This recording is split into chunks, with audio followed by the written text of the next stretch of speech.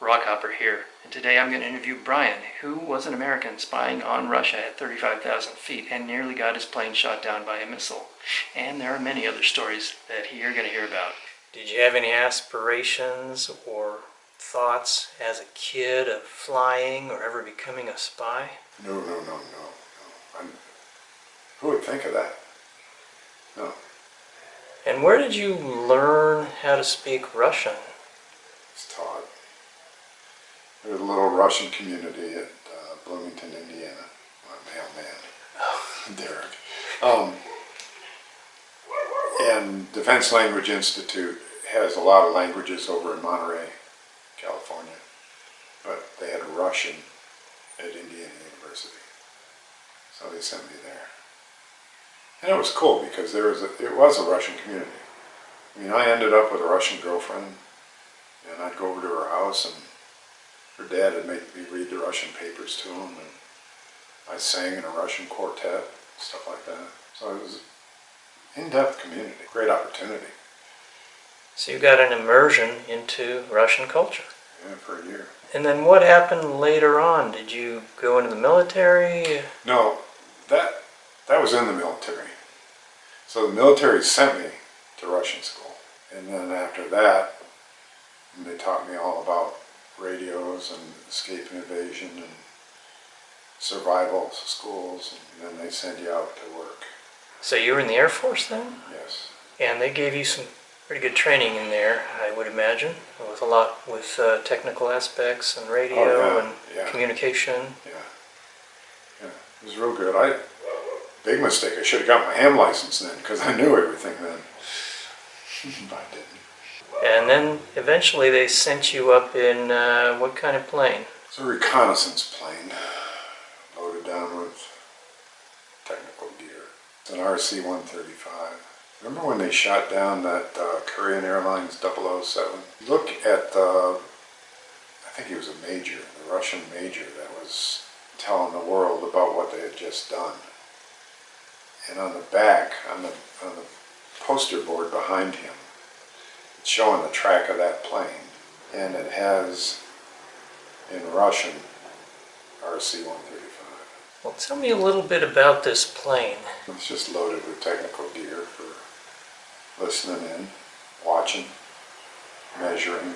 You know, he measures satellites but mostly listening, radio frequencies and stuff.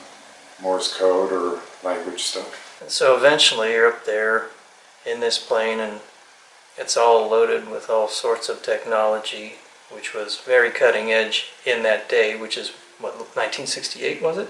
66, 67, 68, yeah. So you're old. So you're up there flying at about 35,000 feet. And or higher. Or higher. You know, if you think about it, the higher you get, the better radio pickup you have. And you're pretty simple with your technology to pick up all the conversations that are going on. Well, radios pick up I mean, you don't have secrecy. There wasn't. In that day, we didn't have encrypted radio communications. It was just plain text. So if somebody's speaking English, you just had to understand English to pick it up. If you're speaking Russian, you just had to understand Russian to pick it up. And then you pick up not only the radio communication, but other more private communication as well, right? Yeah, there's a few things. Yeah. Tell me a little bit about those private communications that might give people a chuckle. Oh. What I'm interested in really is anything that pertains to military installations or equipment. So what you're alluding to is once I picked up a conversation between a guy and his wife, and she was a bit miffed at him because he had just come down with some venereal disease. It gave me a few laughs. That wasn't an important part of the job, it just happened to fly in there. It was just kind of a humorous side part to the job. Well, I'm listening to him to see what he's doing with a new radar installation. Is he installing this part or that part or whatever he's doing? Now he's talking to his wife. I'm not going to be home right away. And were there some other kind of entertaining conversations that you picked up You know, on? there's always entertainment. You know, people are people.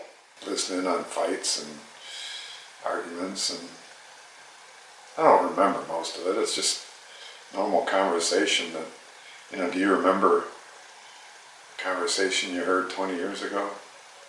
It's just over your head. That's how I lost my hair. Letting it go. No.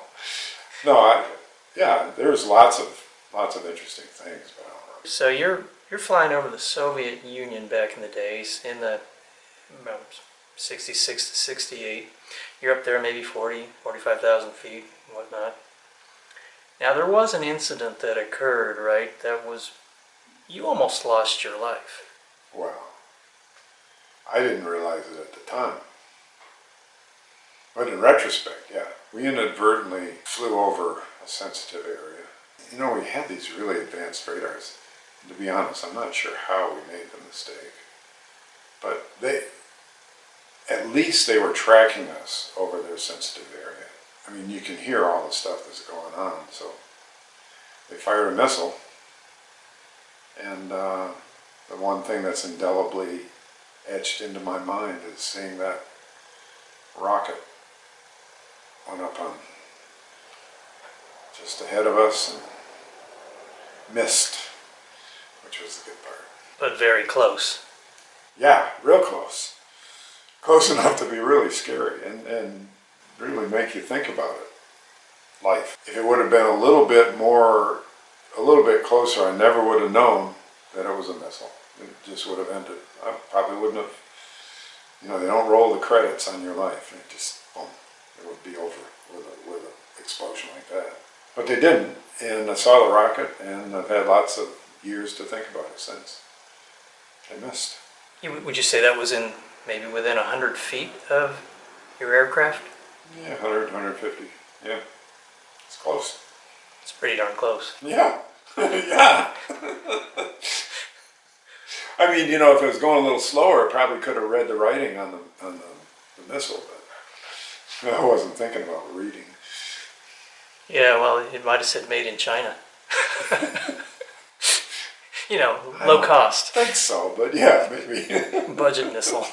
Good thing you weren't hit, and that's why you're here today. How did that change your life? I think you mentioned something about, because of that incident, you completely let go of fear in your life. Well, I think you don't completely let go of fear. It's always there, but you have a whole different take on it. Because when you sit back and you analyze that event, if it would have hit the plane, I wouldn't have known it, and I'd have been gone. Just, you know, like somebody comes into the room and you don't even see them, lights are out. So I didn't have time to be scared. It makes you really question what's the value of being scared, because it doesn't do any good there. I suppose if a bear is coming at you in the woods, it might get your attention, but I think being unduly afraid is not your friend. Your friend is having your wits about you and operating quickly, making rational, intelligent decisions. The whole fear game is different. It's not really fear anymore. It's not, you don't get afraid.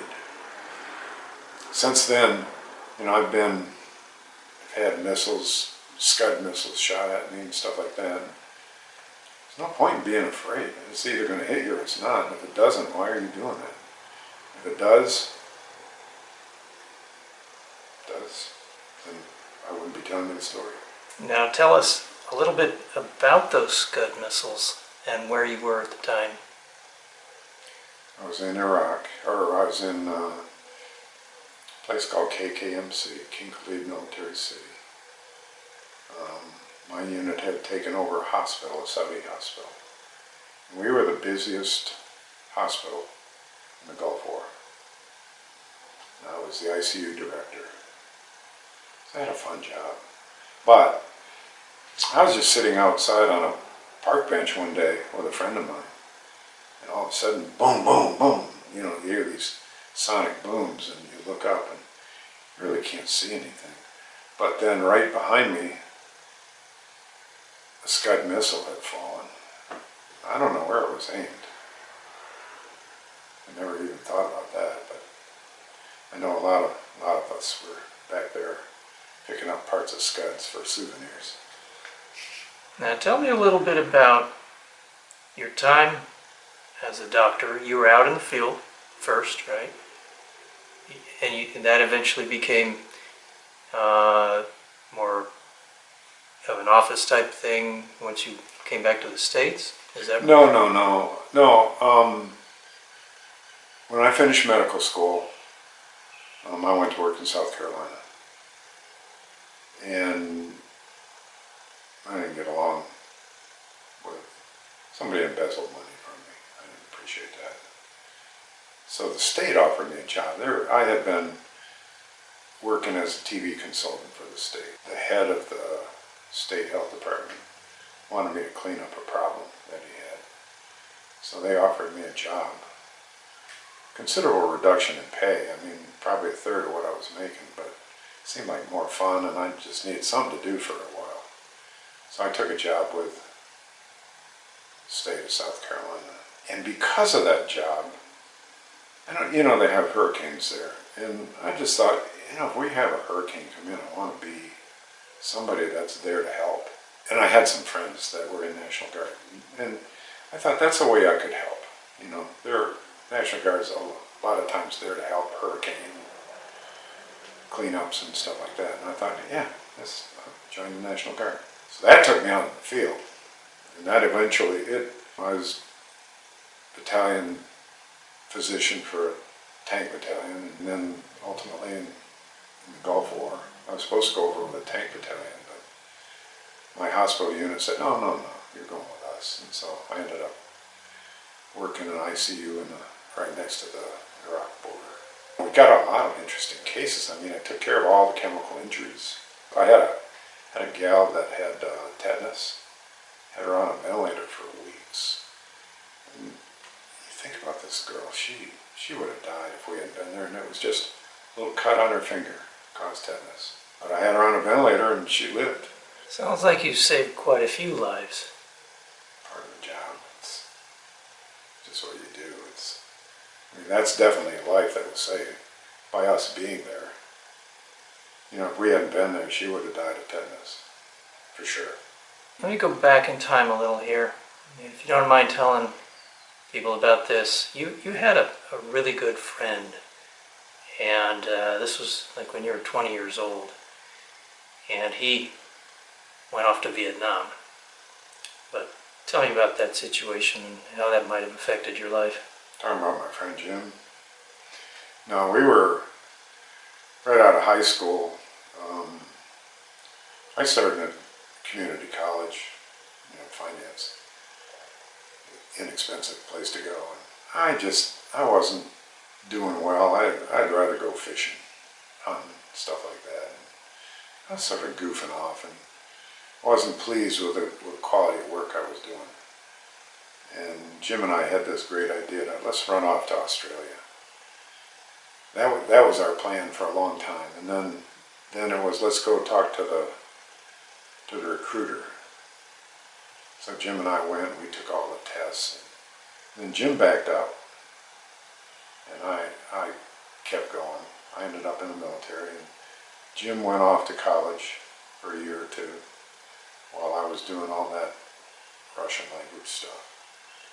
And then when I got out in 68, I think it was early 69, I just got a call that, hey, we need you to be a pallbearer for Jim. And this was because he was blown up by a grenade. In Vietnam? Yeah. And that must have affected you quite a bit. Ooh, yeah, a whole lot. Every year you think, well, these are all years that Jim didn't get to live. Things that I did, places I went, things I'd seen, Jim never got to do that. It does have an effect on you. I mean, he's a good friend. I don't know, it's sad. Makes you appreciate the blessings that we have. You know, I'm still walking around after being shot, and lots of crazy things, and I'm still here. talking about it. Now, speaking about getting shot at, you were in Vietnam and you were piloting a plane and you did actually get hit. That plane did. Not you, but the plane. Tell me about that situation. I wasn't piloting the plane, I was working in the plane. We refueled at Da Nang. And just routine, land, refuel, takes a while. Take off again, work some more. Worked our way back home. When we got home, the guy said, "Oh, you took three bullets in the tail of the plane," which was news to all of us. We didn't know. Somebody shot at us. Yeah, but you made it back okay, and nobody noticed until you landed. Nobody noticed till we landed. It had absolutely no effect on anything. I mean, probably if you were back there, you might have heard a little whistle from the bullet hole, but we had no clue, none at all. It was just, might as well not have happened as far as we were concerned. Another blessing. Sounds like you've had a few good blessings in life. Well, yeah, and if they would have hit in the right spot, they could have ignited the fuel. We had just fueled up. It would have been a nice little fireball. We were actually talking about the medical field here in the States, and we touched on something that unfortunately, it sounded like that many people go into the medical profession for the wrong reasons, first off, and then it's not really, the medical profession really isn't about healing people, it's become about making money. Tell me about that and what you've seen. You want my nasty take on medicine? Yeah. It started, I commuted to medical school early. I got there early because I wanted to avoid the traffic. It'd take me twice as long if I waited until just before class started. So I went a couple hours early and I'd sit there and I'd study for a couple hours in the morning. I remember this one gal, there were probably a dozen of us that did the same thing. And a gal asked one of the other guys sitting there, "What muscle does a certain nerve innervate?" And he told her, and I knew he had lied to her. And I looked up at him, and I just watched him. The newspaper came up over his face like he didn't want anybody to see this sort of. And what happened, the reason was they graded on a curve. So if she gets it wrong and he gets it right, it puts him up and her down. That was just a dirty trick. And I started thinking about who are these people that I'm in class with? And I looked around, and over the course of time, I estimated that probably 80% of the people weren't there because they were good, honest people wanting to help. They were there for other reasons, whether it was prestige or money, or your mother said you have to be a doctor. But they weren't there because they cared about people. And throughout my career, it seems to have been borne out that, I mean, obviously 80% is an estimate, but it's like the majority of people don't seem to be there for the right reason. Money, something. Just wasn't right. And they don't put the effort in, you can see it. So maybe some people just like to have doctor at the beginning of their name, or if they think it's going to get them better dates, or whatever it may be. Better dates, better jobs, more money, I don't know. But they're really not in it because they want to help people. Yeah, and that becomes obvious when they just do a half-assed job. Just don't do the job the way it should be done.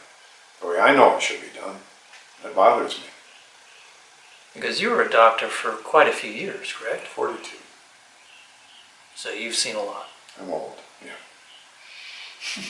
I practice medicine the way I want somebody to take care of me or somebody in my family.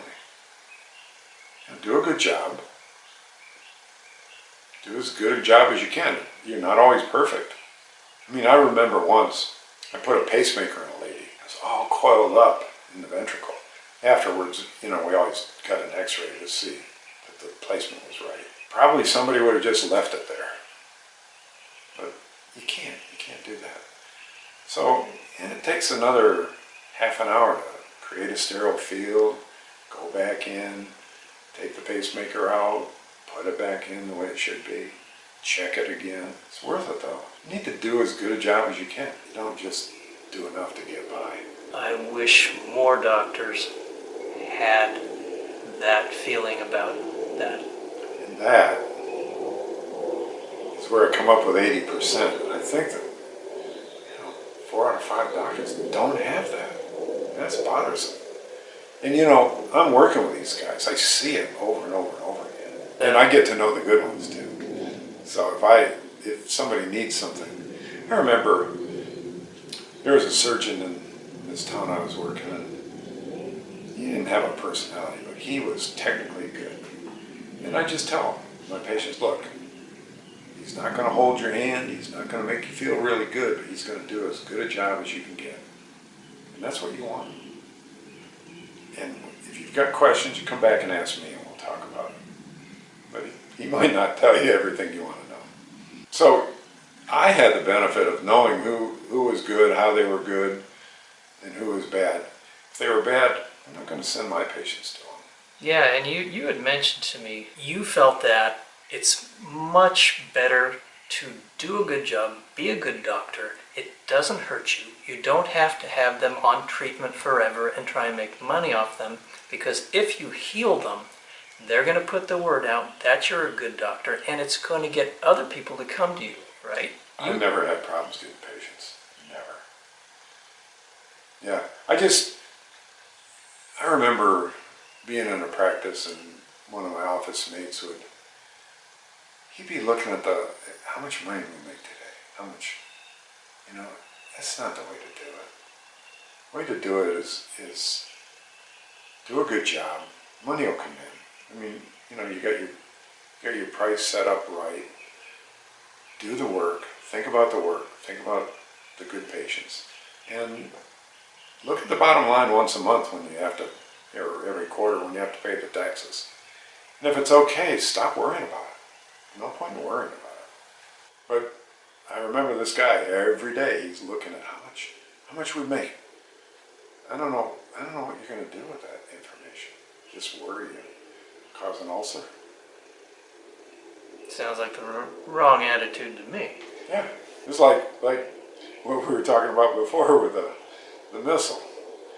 Every time you fly, you're going to wonder if somebody's shooting a missile at you. No, just do your job.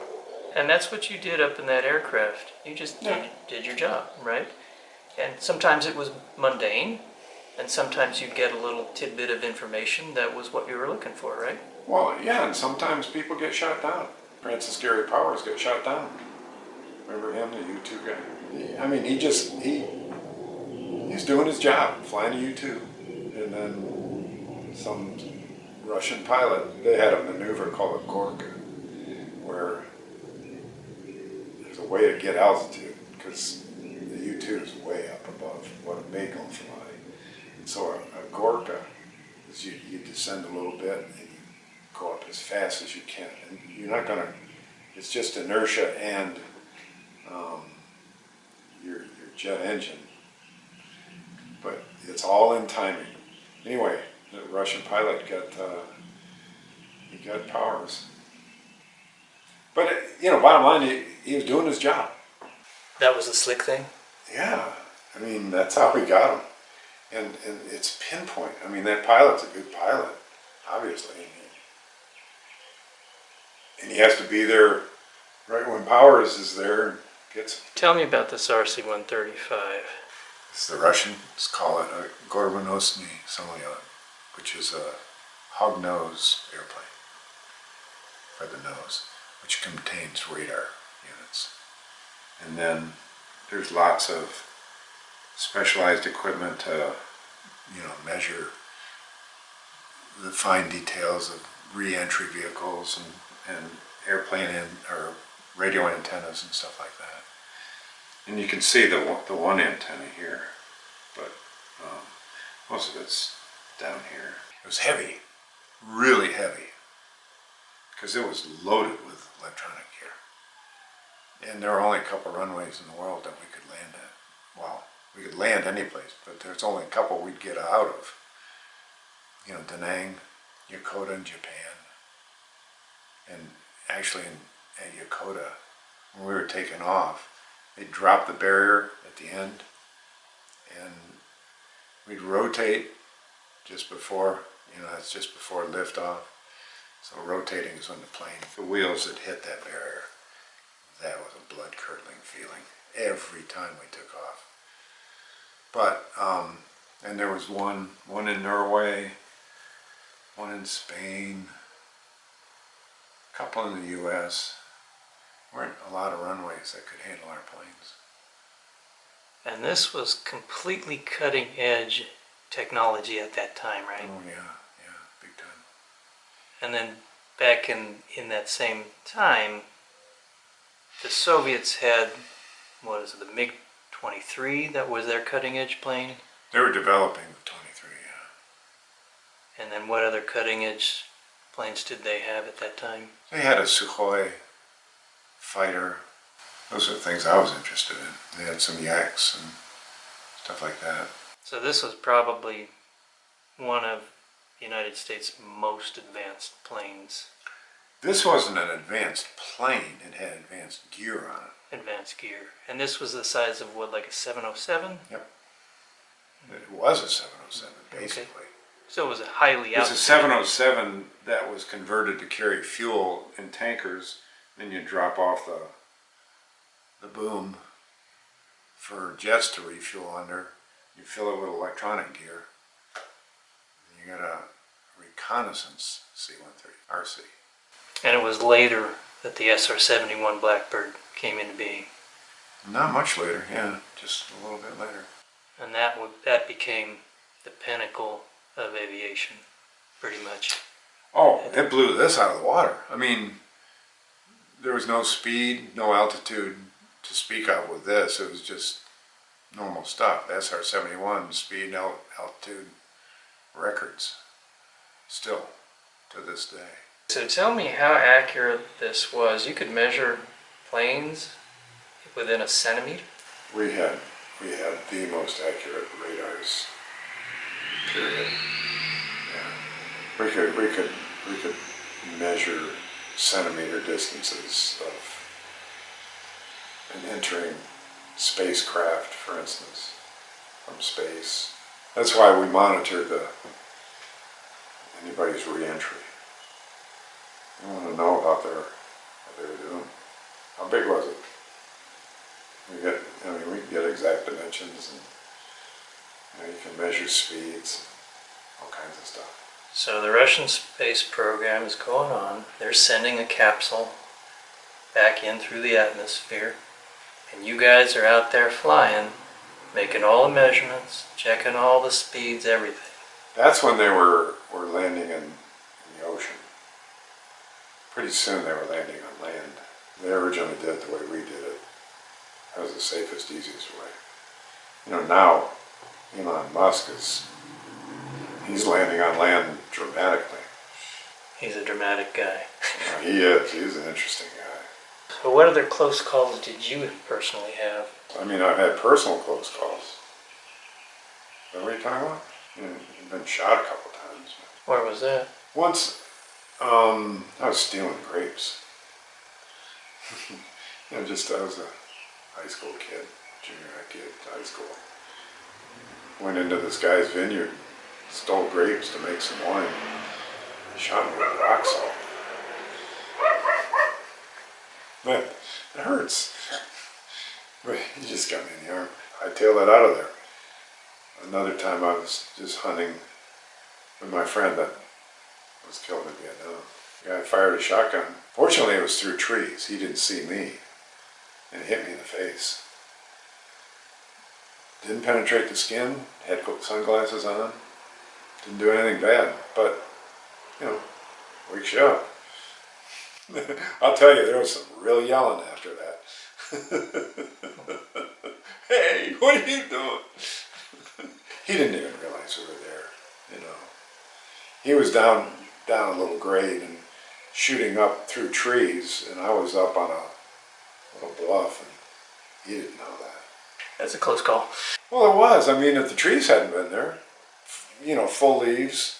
You've experienced a lot of life and a lot of things in life. Telling me I'm old? No, I would never tell you that. That's what you're saying. Without saying That's it. okay. But, what advice might you have for people, just in general in life, or things you've learned, or, is there anything you can impart to people that might be helpful to their lives? I'll tell you one of the most interesting things that I've learned that doesn't have anything to do with what we've been talking about so far. I don't think I've ever mentioned it to you before.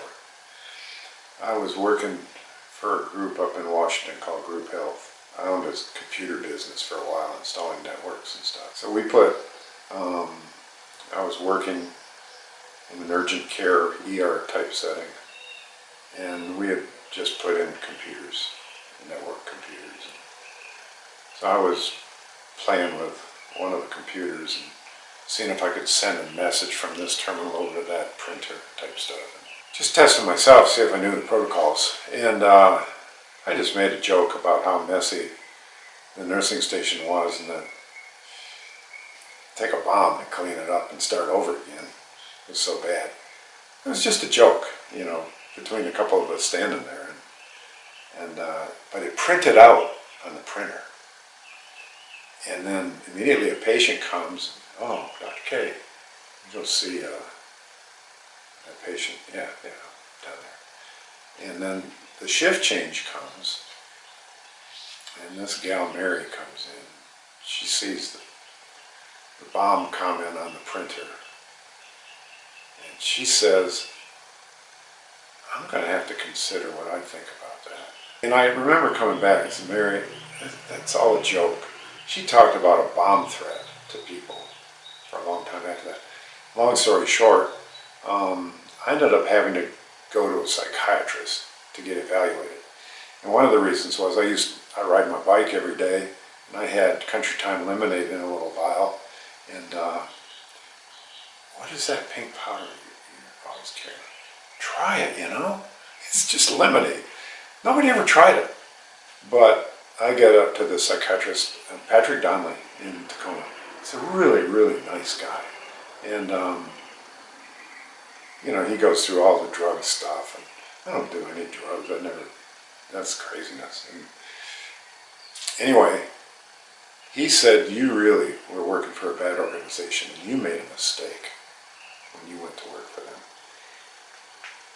He said, and this is the neatest thing, he said, if you just go into the waiting room of a place and just sit there and listen to the people in the back, how they interact with the people, the patients, you can learn a lot about the functionality of an organization. And I've done that a number of times since, and boy, he was so right. You go in, and if there's a stodgy, restrained atmosphere, you don't want to work there. I mean, you're better off to be lighthearted. People goof around. I goof around all the time. It makes it fun of life. And it makes it easy to work there. I'm working now at a volunteer organization. We're joking around all the time.